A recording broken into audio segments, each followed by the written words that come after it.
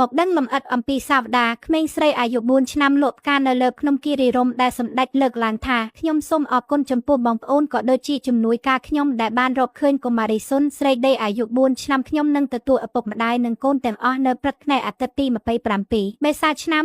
2025នៅផ្ទះរបស់ខ្ញុំពេលនោះខ្ញុំនឹងពិភាក្សាអំពីការរៀបចំគ្រួសារមួយនេះដែលមានទាំងចៅសុនស្រីដីគួរឲ្យអាណិតស្រឡាញ់ផងដែរខ្ញុំសូមអរគុណចំពោះបងប្អូនដែលចូលមកខមមិនលើកពីសិទ្ធិកុមារតែខ្ញុំសូមអំប្រកសូមកុំទៅលឿនហួសពីសិទ្ធិរស់រានមានជីវិតដែលវាផ្ដើមចេញពីក្រពះនិងសូមកុំប្រញាប់វិនិច្ឆ័យយមុនពេលយើងដឹងរឿងពិតដែលវាជាការវាយប្រហារលើឪពុកម្ដាយចៅស្រីដ៏កំសត់នេះថែមទៀតខ្ញុំនៅចាំបានថាកាលខ្ញុំនៅមានអាយុ5ឬ6ឆ្នាំខ្ញុំក៏ធ្លាប់ចុះទៅក្រកខ្យងចាប់ត្រីចាប់ក្តាមឲ្យម៉ែសទទួលទានដែរនោះវាលំបាកជាងចៅលក់ការទៅទៀតរឿងបែបនេះមិនអាចនិយាយថាពលកម្មកុមារសិទ្ធិកុមារដោយបំភ្លេចចោលសិទ្ធិមានចំណីអាហារបានទេព្រោះគ្មានជំរើសព្រោះពុកនិងបងមិននៅផ្ទះម៉ែខ្លាចឆ្លើងមិនហ៊ានចោះទឹកចំណែកប្អូនស្រីនៅតូចមិនចេះហែទឹកតម្រូវឲ្យខ្ញុំត្រូវធ្វើដើម្បីក្រពះតែម្ដាយនិងកូន4នាក់សិទ្ធិរស់រានមានជីវិតត្រូវតែមានមុនគេបើស្លាប់ទៅហើយសូមកុំនិយាយពីសិទ្ធិផ្សេងទៀត